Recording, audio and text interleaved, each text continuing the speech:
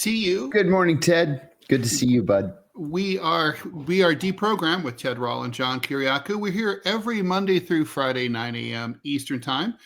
Thank you for liking, following, and sharing the show.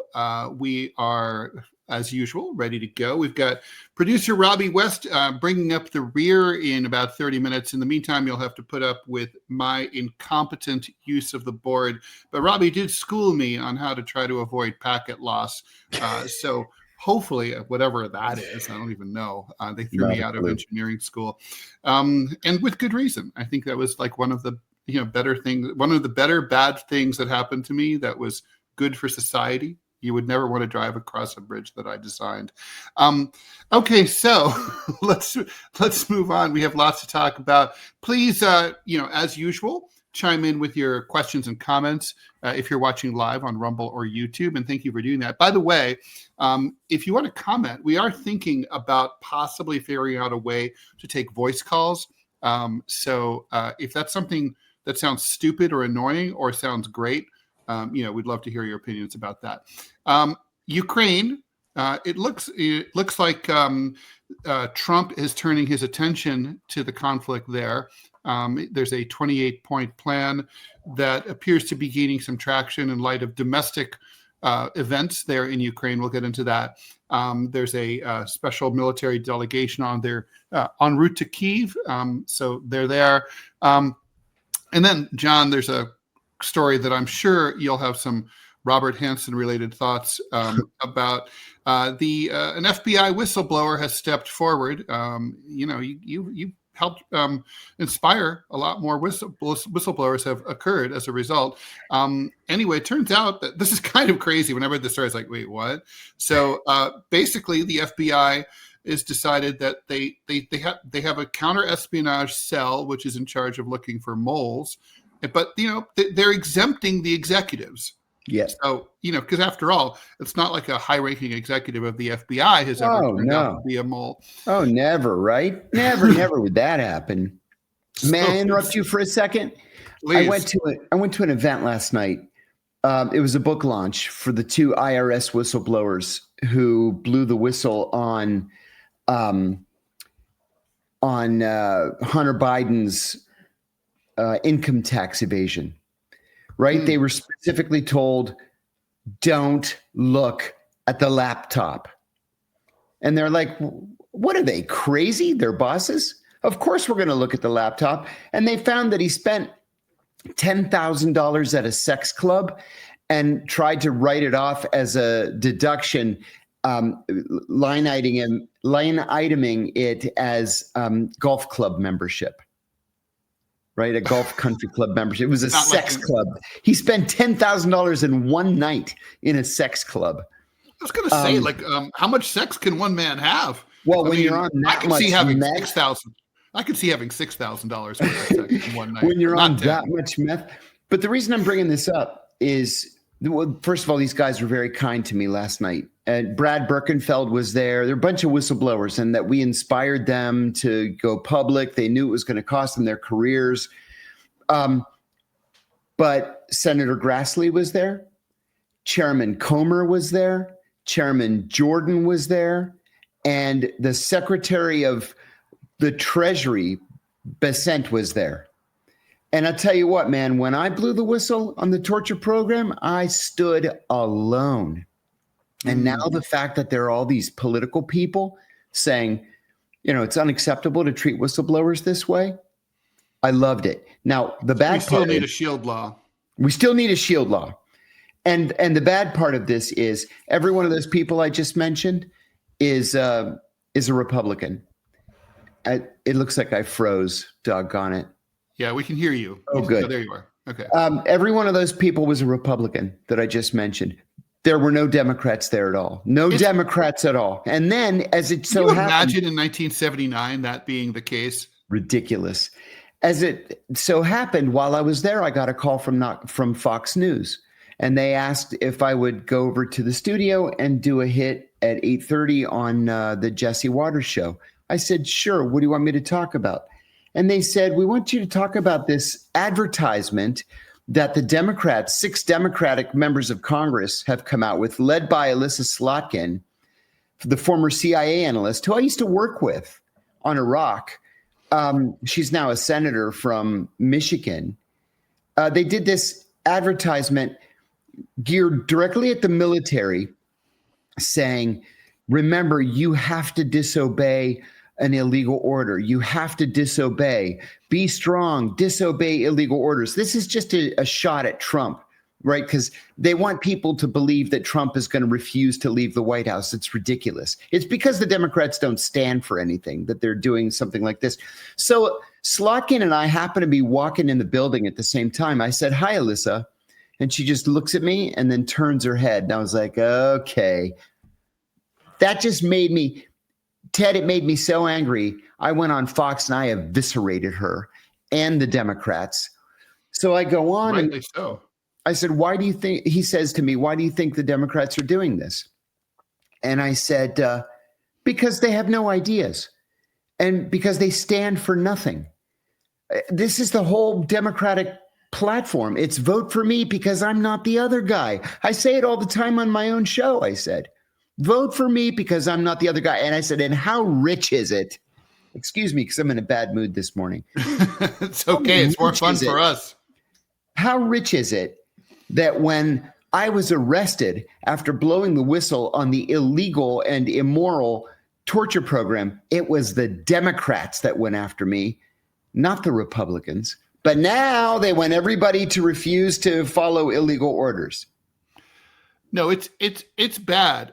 John, let me, apropos of that.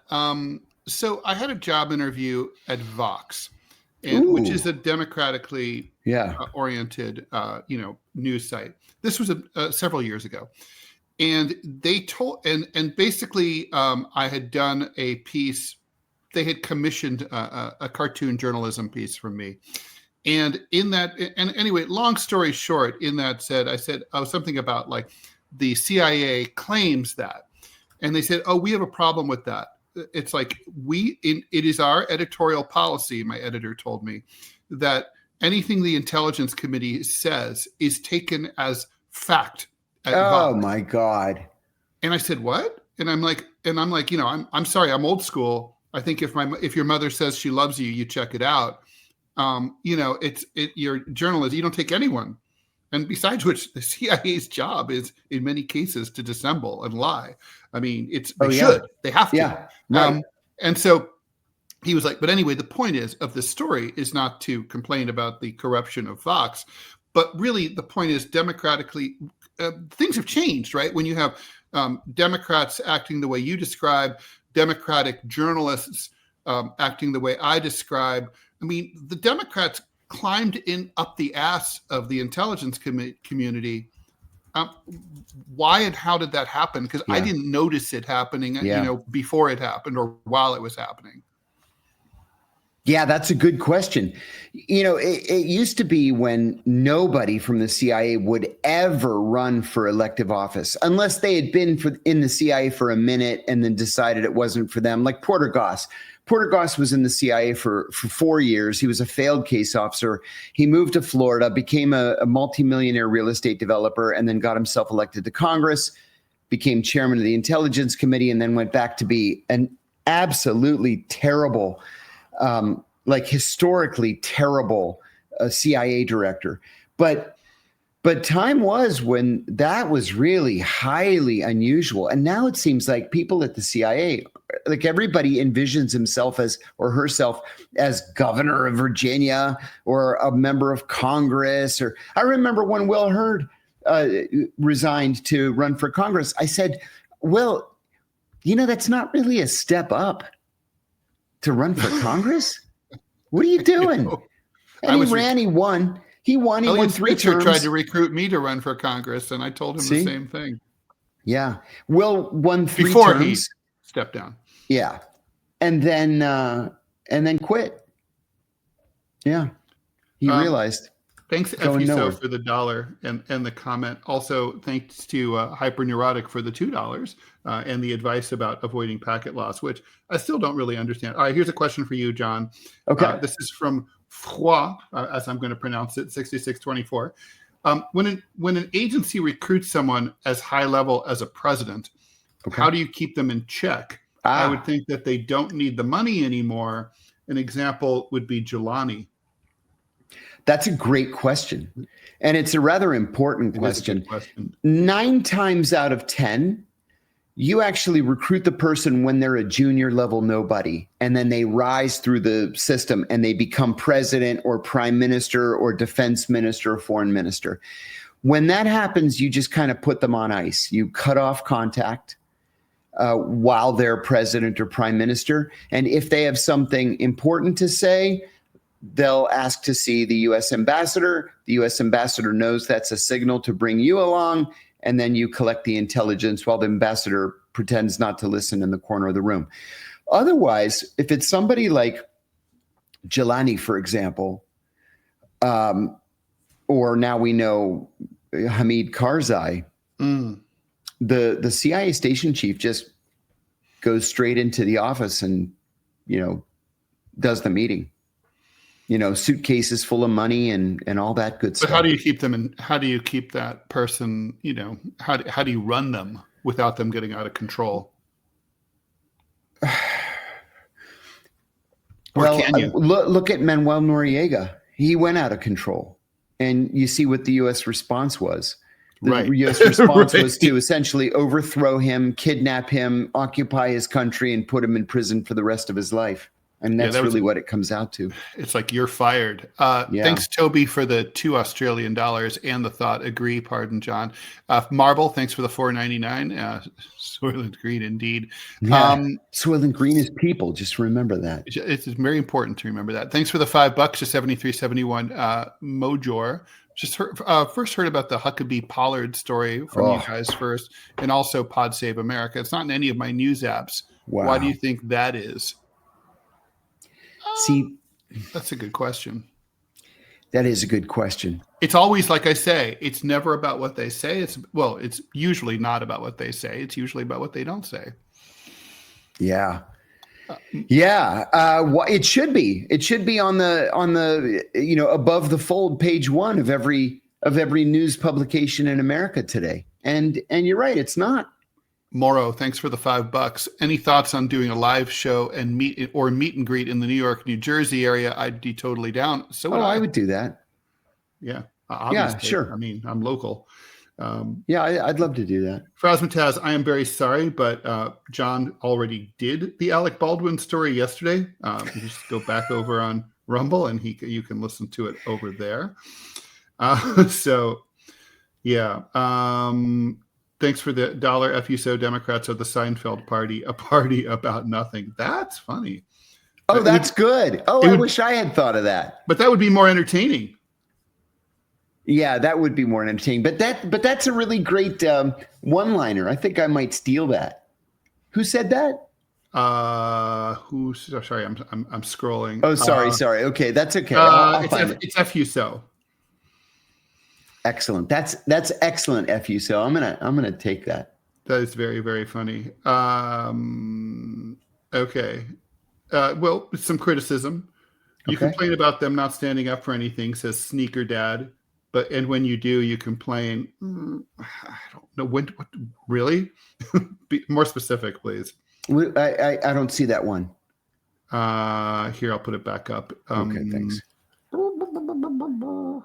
I'm sorry. I'm like having it's so hard to. Here we go. I'm putting it up. It's up. Thanks. I still don't see it, but that's okay. I'll find it. Oh, it's you have to be watching on I guess on Rumble. Okay, on Rumble. I'm doing this through Rumble Studio. Okay. Thanks, Ray, about your comment about my cartoon. I was pretty pleased with that. I didn't know if it's about pointing out the fact that food stamps are back, but all the food stamps are going to do is allow people to buy more crap food that's going to give them health problems that they're not going to be able to pay for by going to go to the doctor. May I interrupt for 1 second? Please. Now I'm right now seeing Sneaker Dad. I complain about them not standing up for anything, and when they do, I complain. What do they stand for? Yeah, that's literally name one thing that the Democrats have actually stood up for. I'm waiting. yeah, I told you, I've said in the past, I was a third generation Democrat. And when they turned into the Republicans, I walked. And now they're worse than the Republicans. My mom took me door to door, leafleting, pamphleteering for George McGovern in 1972. Sure.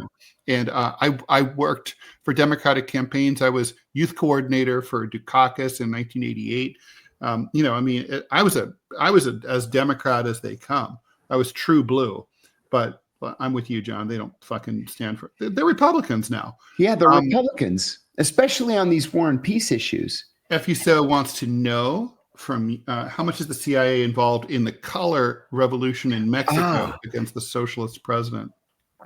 I've received a couple of emails from friends in Mexico about this, and I would have to say that they probably are involved, just because this thing looks too perfectly set up. I don't have any evidence on which to base that, but it looks like something's going on in Mexico. And there's also a question from I just saw it from there are two. One from Sean Whitman. I've been watching you for a year. Love your insight. Thank you. A recent post by the Majority Report says Trump may have been an FBI informant. Do you think this is possible? Absolutely. Absolutely possible. Because listen, 99.9 times out of 100, when the FBI goes to someone and says, we're the FBI, we're doing an investigation and we need your help, they're going to say, of course I'll help. I'm a patriotic American. Of course I'll help the FBI. And so over the course of all those years, with Trump bumping up against organized crime in New York, for example, foreign oligarchs and billionaires, absolutely. I would be shocked if he had not been a source for the FBI. No, that's an interesting. Yeah, well, that's a good point, right? No, he definitely was so crime adjacent. Yes. Greg, thanks so much for the $5, and he said he would fly out to a meet and greet with John. What? Oh, I would. Not totally for me. do You that. just take the bus. I would totally do that. We should set it up. All right. Well, hey, listen. By the way, if you guys, if you're listening or watching, and you have access to a venue that could sponsor an appearance by John, me, both of us, one of us, just reach out to us. We can, we need, what we always need is we need a venue, and ideally an honorarium, and transportation. And that's not so hard. People will do that. People can make money by having us come out. I mean, it's like they can sell tickets and they can make a profit. I mean, that's fine. So that's how this used to work. I don't know why it's so complicated now. Seriously. Anyway, here we go. Phil says, and I disagree with this, but I want to put up stuff that I put up stuff that I disagree with.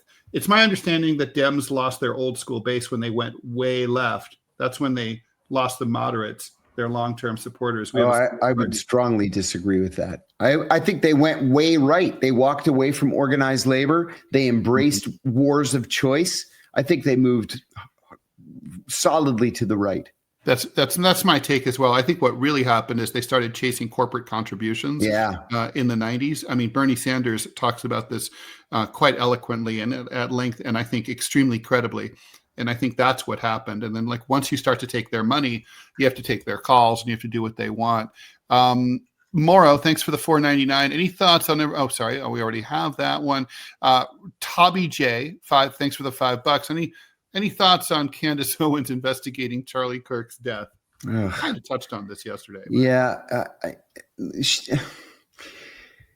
I really want to like Candace Owens since she's come around on Palestine, but she's just so nutty.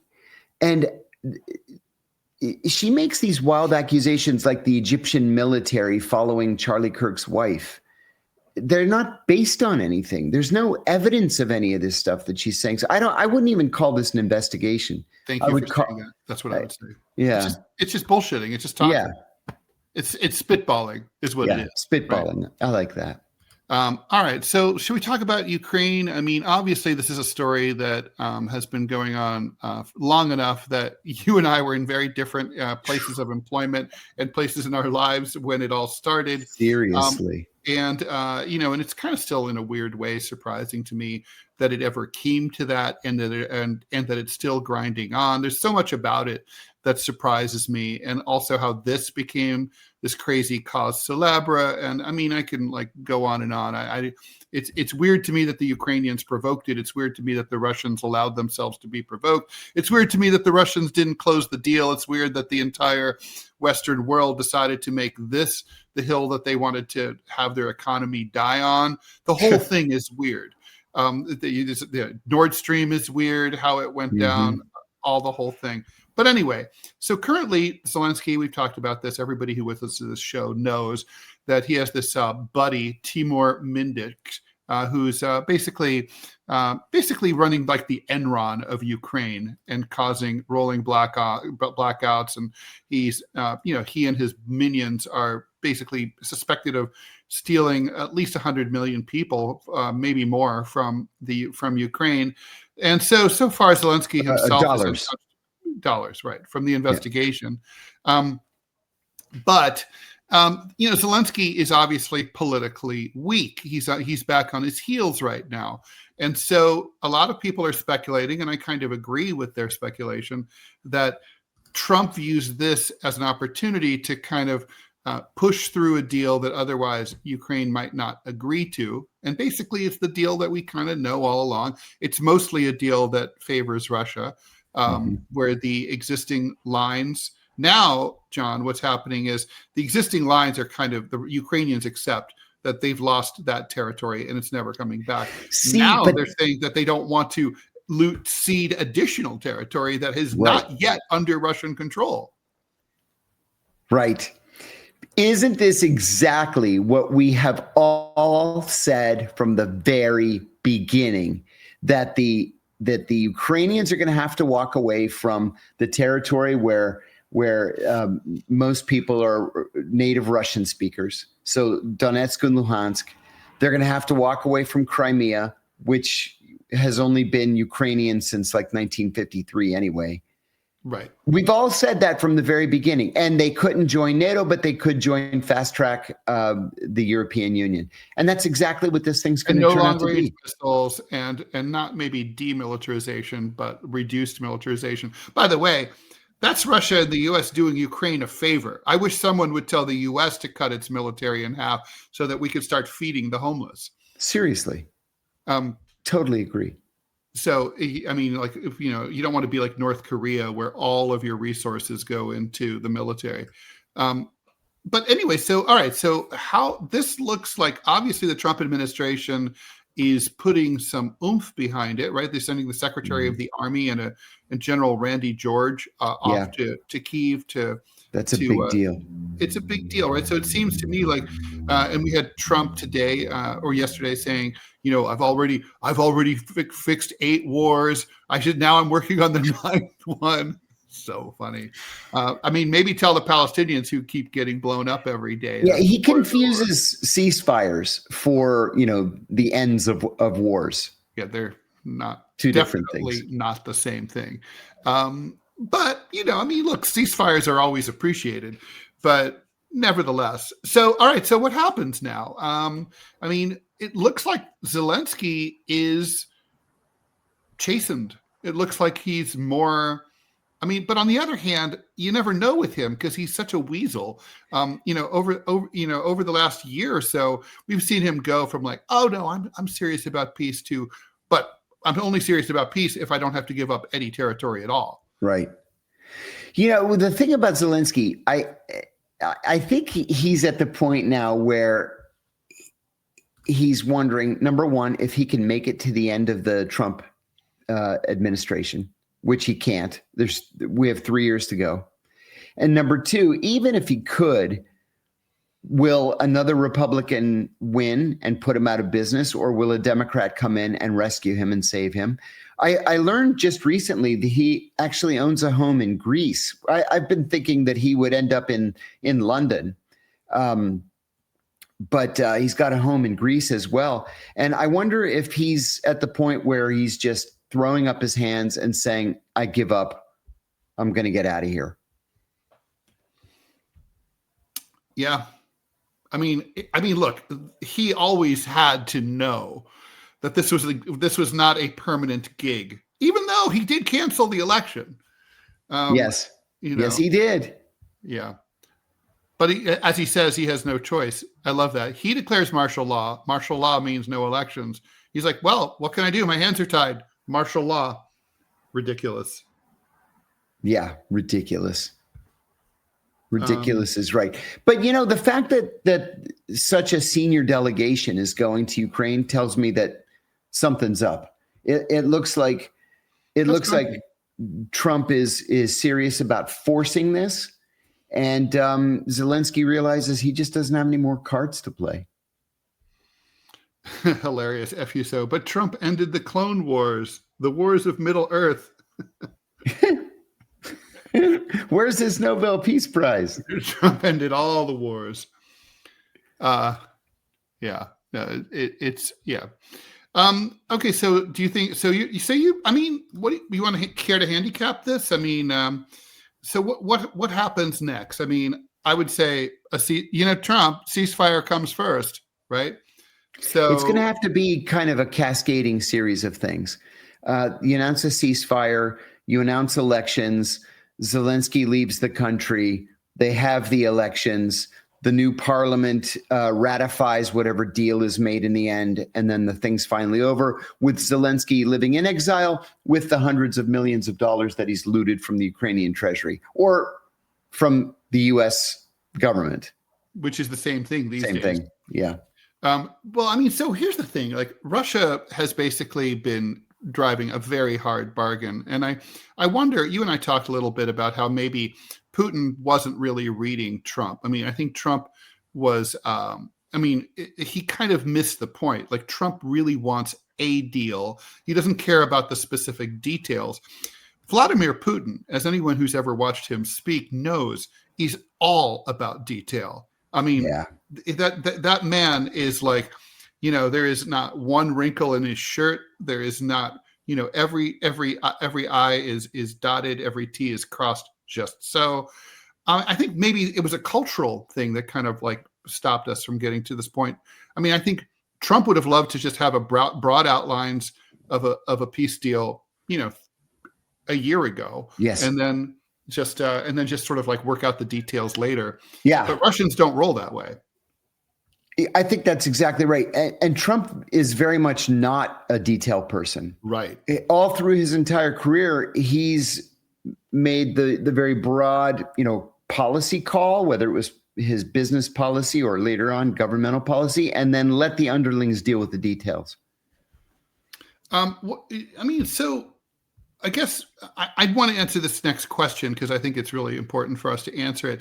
But also, while we're answering it, what's the future for Ukraine? Let's just say this deal goes through.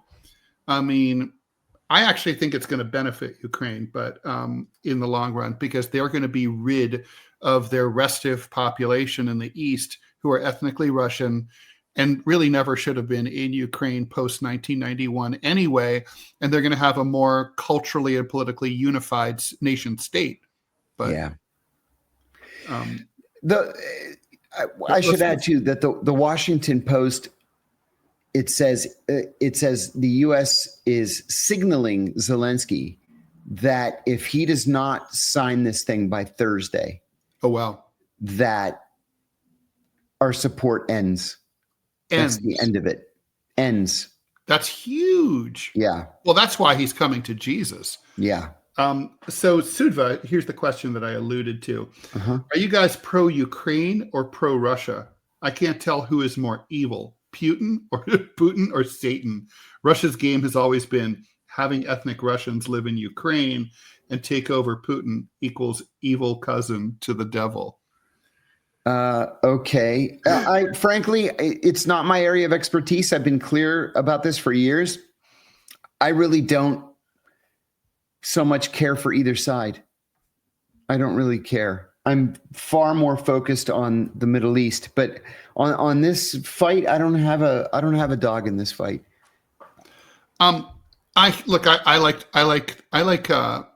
First and foremost, I'm a humanist and I care about people, and I don't like unnecessary conflict. And so toward that end, I'm always obsessed with systems and whether systems work or not. And the breakup of the Soviet Union left a lot of nation states that didn't quite work well. And that division between Ukraine and Russia didn't work. And that's why they've been on and off again with fighting since pretty much since 2014, and there was conflict before that. Look, as far as I'm concerned, Russia is an autocracy, and it's like I would not be able to thrive there doing what I do, and that's a problem. So that said, I love the Russian people. I like the Ukrainian people too. The Ukraine has a Nazi coddling problem. It really does. I would have to say historically, I'm kind of like, as a student of World War II, I recall the fact that, Ukrainians were guarding Auschwitz and the Red Army liberated Auschwitz. So, but it's been a long time since 1945. So, what we need is for people to get along and live in peace side by side as much as possible. I mean, that's my bias as it is. And I do think also I kind of grew up with, like you did, with spheres of influence. Yeah. And I kind of buy the fact that if you're a huge country, which Russia is, you don't really have to put up with nonsense around your borders. Yeah. If you're the US, you don't put up with nonsense from Canada or Mexico. Don't get too spicy. Yes, you're a nation state. Yes, you have sovereignty, but I don't know. I guess it's part of it is because of just the way I grew up during the Cold War. During the Cold War, I had the same experience. I think that's right. I mean, I also think, like, if I were the president of Russia, here's the thing: if I were the president of Russia, would I have done anything differently than Vladimir Putin? Even though I'm a leftist, no. I would have invaded too, because it would have been like, you guys are out of control and you're in bed with my enemy, NATO. If I was the president of Ukraine, would I have done what Zelensky did? No, I would have made nice. So, because it's like you have this huge country, yes, that used to own you, yes, right next door, yes, and it's paranoid. Don't piss them off. And yeah, Russia doesn't. What people don't understand about Russia is they're paranoid because they have no natural geographical barriers that protect their territory. Right. They just have open steppes. It's easy. They don't have giant ass mountains to protect them or two huge oceans like we do. That's the issue. That's why they're paranoid. Hey, we've got a good question from Cooper Duper 23. How common is nepotism in intelligence, CIA, FBI, other unknown agencies? That was always a real beef of mine. It was a serious beef of mine, not necessarily nepotism from parent to child, although you see like entire families in the CIA. It's not uncommon at all. I worked with a guy when I first got hired. His dad was a senior officer in the senior intelligence service. His mom they were both in the directorate of operations, his mom and dad. And then he got hired, then his brother got hired, then his sister got hired. The whole family working in the CIA. I sat next to a guy whose younger brother got hired right out of grad school, and then his younger sister got hired when she finished grad school. Would the agency naturally trust you more if you came from a family of CIA royalty like that? Yeah, you have a leg up there. But I'll tell you what I really objected to. I remember one of my bosses saying, "Hey, are you looking forward to the promotion panels?" I was up for a GS, I forget what, 13 or 14. And I said, "No, actually, I'm not." He said, "Why not?" I said, "Because I know they have only 6 slots to promote. And I know that so-and-so, who's a member of the promotion panel, is fucking this woman that I'm competing against. And I know that she's going to get promoted because he's fucking her."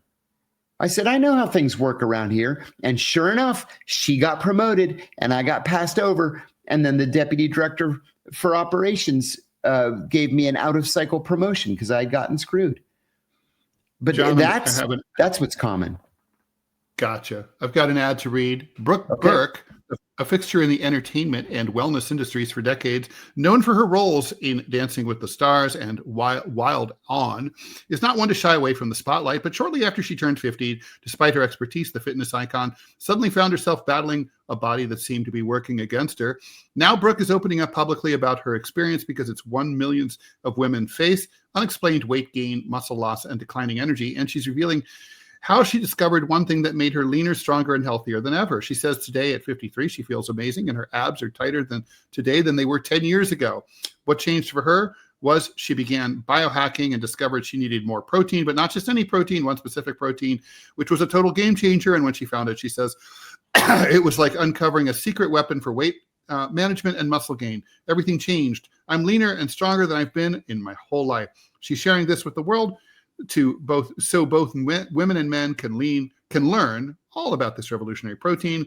Click the link in the chat or scan the QR code on screen in order to watch. Okay. Good enough. Okay. So, any cooler talk? FUSO wants to know, and was there any water cooler talk at the CIA about aliens and alien craft retrieval? No. No, nothing. We always figured that was the Pentagon's bailiwick. John, you want to take a critical comment? Sure. You're a big boy, right? I'm a big boy. I can take it. Here we go. It's up on YouTube. I like John in general. This is from Light Fixing, but his apologism for Russia is fucking pathetic. How can you be against Israel's aggression and not Russia's? No. Are you crazy? Listen, on the morning of the Russian invasion of Ukraine, I said on my radio show on a Russian fucking network, and these were my exact words, I unreservedly condemn the Russian invasion of Ukraine and I urge Russian troops to leave Ukrainian territory immediately. So don't give me this nonsense about being pro-Russian. Because that's what it is. It's nonsense. I've known John for years, and I just don't think there's any credibility, any grounds for that. That's outrageous. Evil Robot Army, thanks for the $5 over on YouTube. John, did you ever interact with NRO? Is it common for people to move between the letter agencies, or do careers tend to stay in one agency? And maybe explain what the NRO is. Also a good question. NRO is the National Reconnaissance Office. They manage and interpret the overhead photography from our satellite system.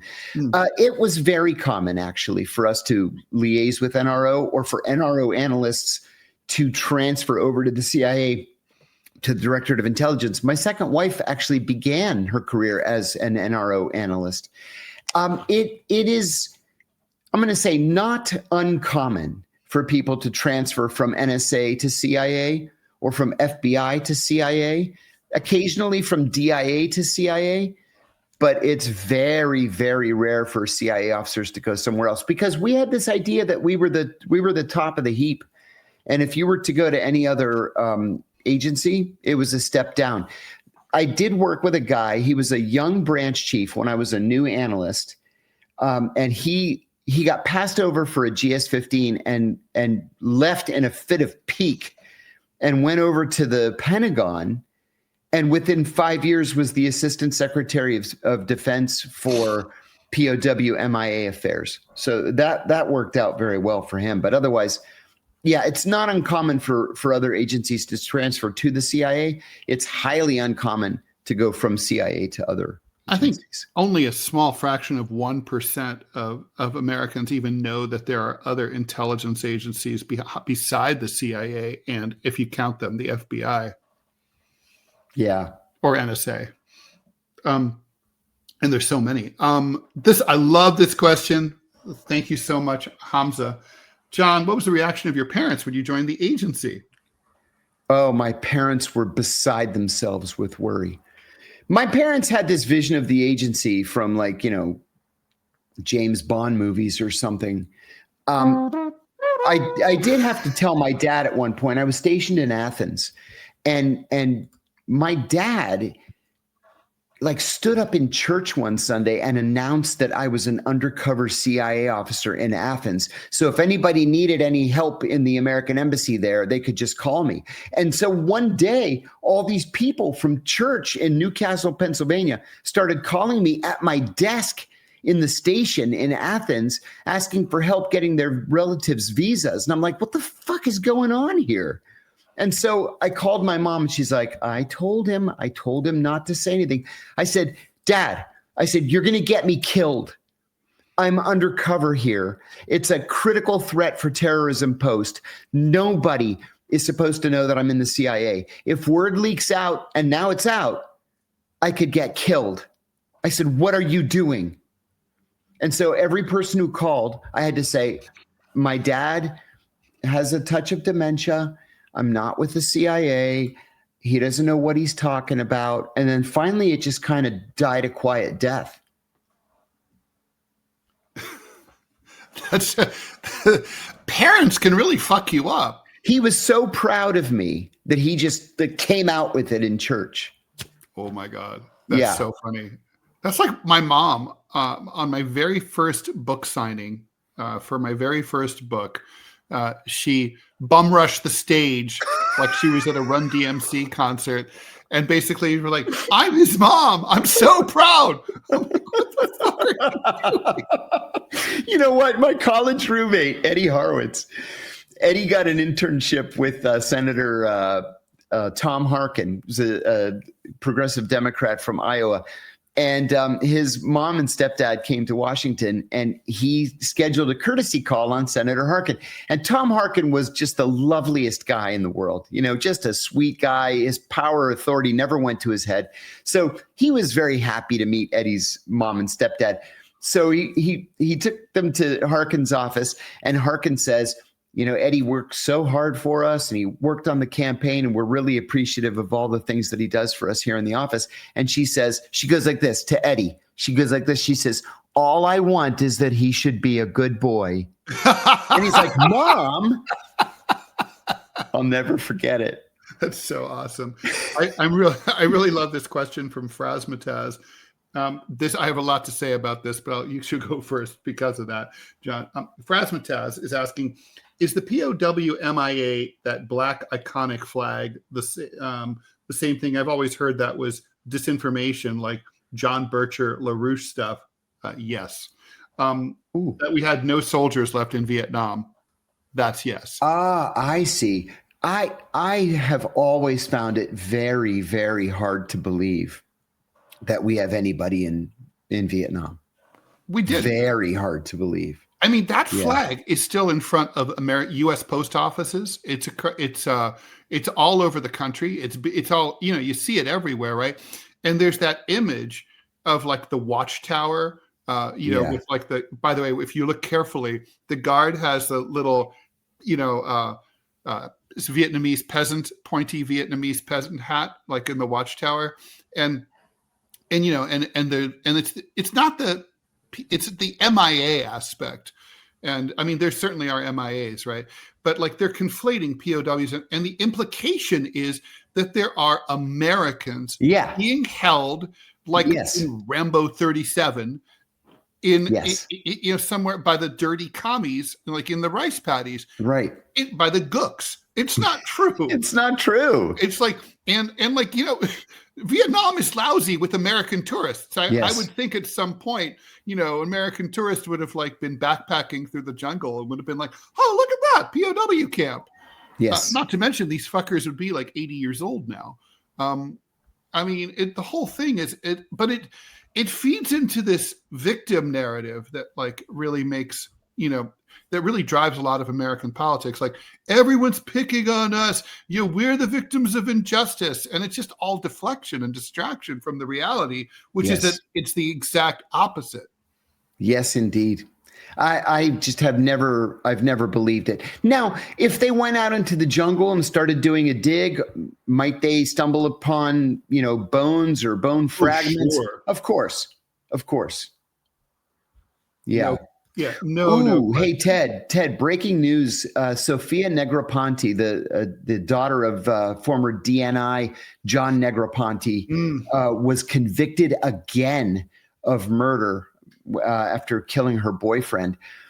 I think we've talked about this in the past. Sofia Negroponte, I'll tell you, I met her when she was 6 years old. When I worked for John Negroponte at the United Nations, he was the ambassador of the United Nations during George W. Bush. She was just a little girl. The ambassador and Mrs. Negroponte had adopted Sofia and her sister from Honduras. They were like 6 and 4 when I met them. She grew up, she's 32 now. She grew up to have a very serious drinking problem. And several years ago, she was drunk and at a mutual friend's home with her boyfriend in Rockville, Maryland. They got into an argument and she stabbed him in the neck. And she killed him. Fuck. She went to the kitchen, took out a knife and stabbed him in the neck and killed him. And then her housemates called 911. The cops came. She said that she didn't realize what she was doing, but she did it. She confessed she did it. I'm so sorry. I shouldn't have done it. They arrested her. They charged her with second-degree murder. She was convicted and sentenced to life in prison. Then she appealed, and she won the appeal. It was something about jury instructions. And so the trial restarted 2 weeks ago. This time, her attorneys offered up DNA evidence saying that she did not stab him, that it wasn't her DNA on the knife. It was somebody else's DNA. But then everybody else in the house said, no, she jumped on him. She knocked him down. She sat on his chest and she stabbed him in the neck with the knife. And so just now she was convicted again. Okay. And she's facing again life without parole. What a bizarre story. Bizarre. And Ambassador Negroponte, it says now he's 86 years old. He and his wife, Diana, sat in the first row of the courtroom every single day. This trial and the previous trial, they're heartbroken. I last saw her. I was invited to a Christmas party at his house in like 2008 or 9. I think it was 8. And I haven't seen them since. But yeah, this is going to be tough for anybody. No doubt. Wow. I'm being asked by Ali, why don't I do many podcasts and such? Well, You want some of mine? I've got 5 today. Well, I don't. Yeah, I mean, it's like the rules of being a vampire. You have to be invited. So if people invite me, I will go. But if I'm not invited, I'm not going to go. Yeah, whatever. So, let's see here. Toby, thank you for the $2. Can I share more about my masterclass? Yes, I'm going to send out another announcement today on Substack, and I'm going to put it on Twitter as well. I'll put it on Facebook too. So I'm doing a surveillance and surveillance detection class, but we're extending it to 8 different pods. I'll do 3 on surveillance and surveillance detection, and we're going to do 5 on cybersecurity and how to protect yourself and your computer systems. We're doing it in conjunction with Bay Path University in Massachusetts. So I'll send more information out today.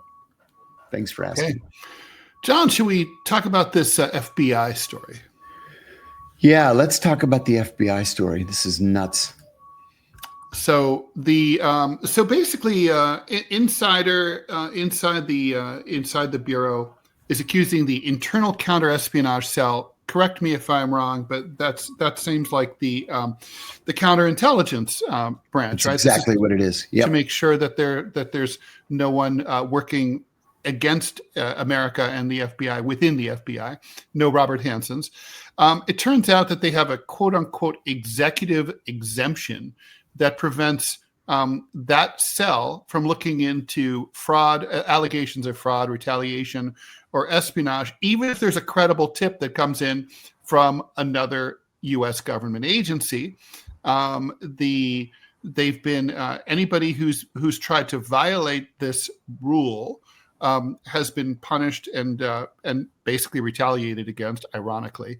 And so this is starting to break now in the Washington Examiner and other right-wing media places. It's so far not getting much traction in democratically aligned stuff. And of course, obviously, you think right away about Robert Hanssen. Following Robert Hanssen, how could there be an exception for anyone up to and including the director? Right? So Brian Kelly was a friend of mine at the CIA. He was a senior officer in the CIA's Counterintelligence Center. Robert Hanssen accused Brian of being the mole in the U.S. government. We knew that there was a second mole after Aldrich Ames was arrested. And Brian was not just suspended from the CIA, he was threatened with the death penalty. And his daughter was threatened with arrest if she wouldn't rat out her father. Well, Brian was completely innocent. The mole was actually Hanssen himself.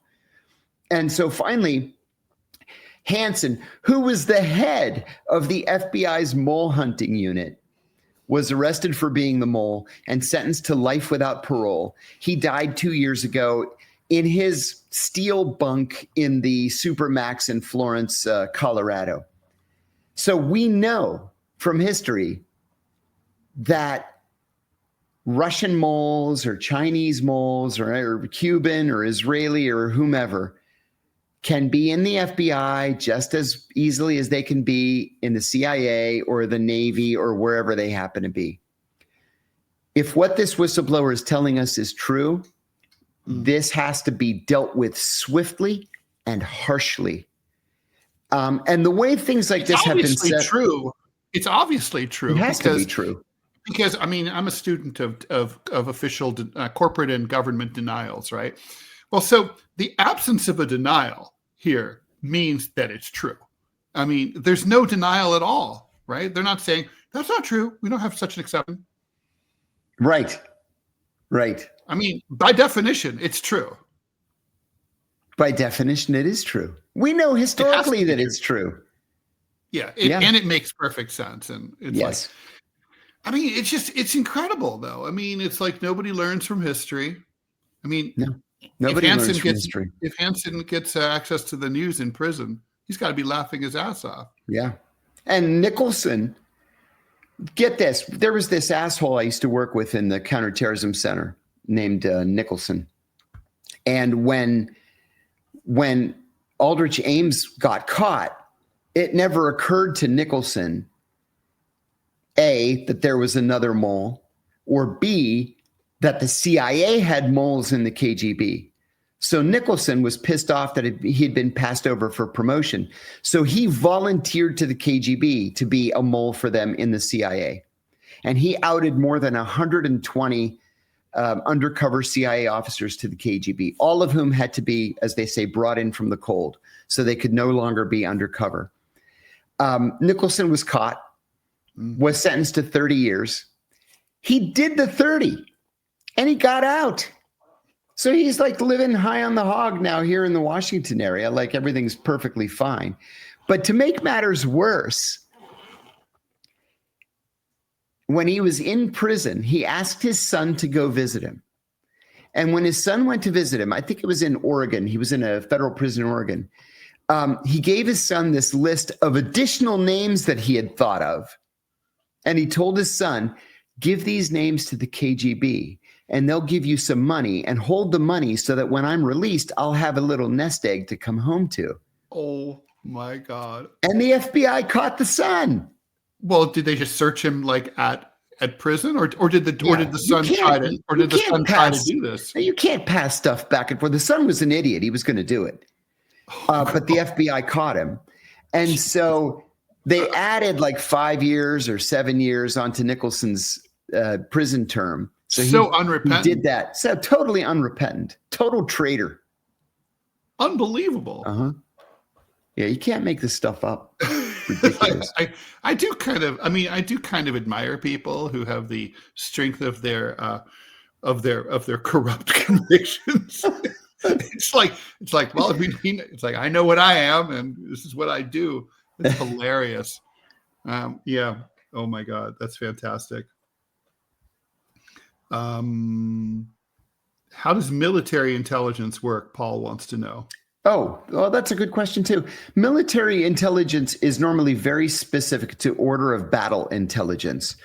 I half jokingly say all the time that my eyes would just glaze over when these guys would start their order of battle briefing. What order of battle means is they'll say elements of the 1st Army Corps are located here on the map, and elements of the, this group are over here, and then this platoon is positioned here to move north, and 13 kilometers, and none of that means anything to me. You and I are so wired the same way. Like in history, I hate military histories. Hate it. Then the pincer movement, and it's a traditional flanking movement. 34. Yeah, I don't exactly. care. I don't care.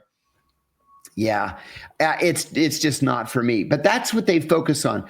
The bigger Phil Chat's hilarious. That makes my day. Andrew Bustamante found all the moles. That's great.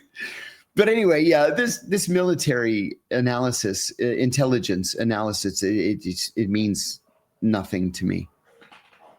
Thank God we have guys who love it. Well, because it's important.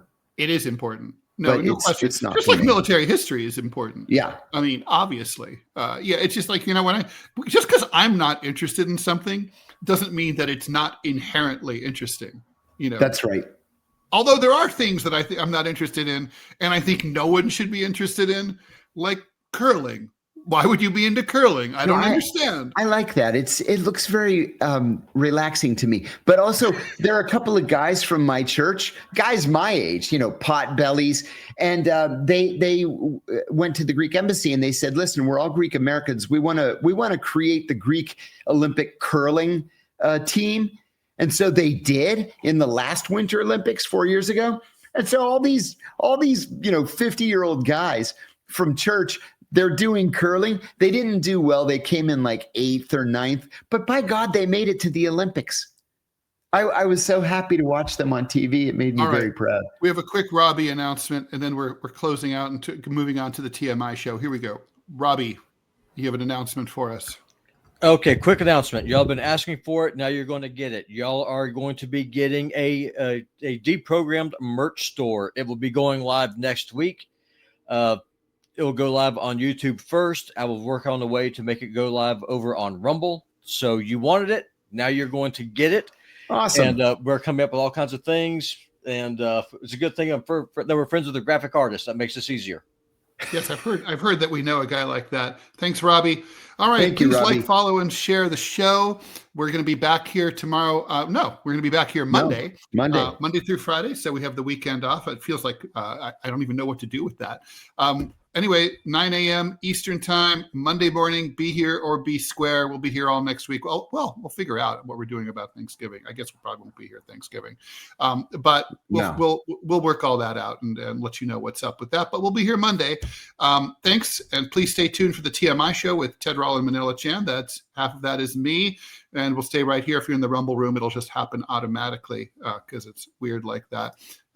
Anyway, take care, John. Nice seeing you.